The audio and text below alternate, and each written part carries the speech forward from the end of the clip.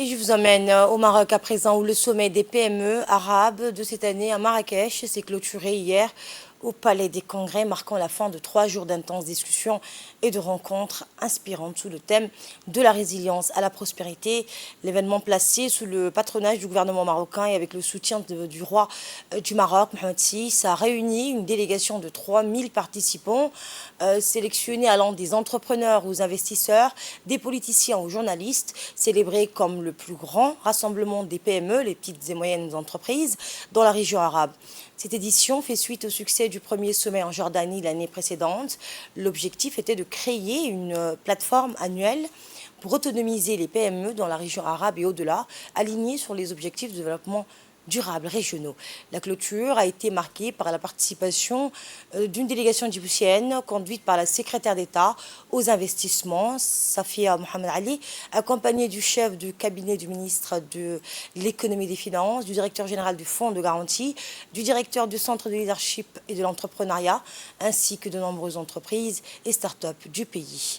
La délégation djiboutienne a joué un rôle clé dans les discussions et les sessions du sommet ont exploré les opportunités commerciales régionales et internationales pour les PME arabes.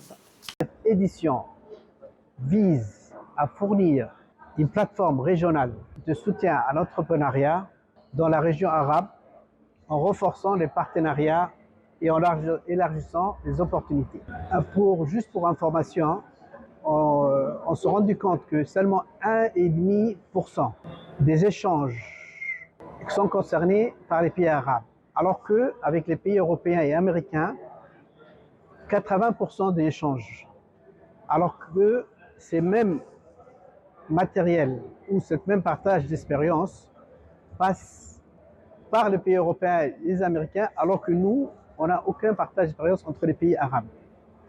Maintenant, pour revenir au fonds de garantie de Djibouti, qui est venu pour soutenir nos jeunes entrepreneurs et partager les expériences, nous avons, sur une année glissante, multiplié par 4 nos garanties. Le fonds de garantie de Djibouti, le FOGAD, a pu injecter dans l'économie l'équivalent de 700 millions de francs Djibouti.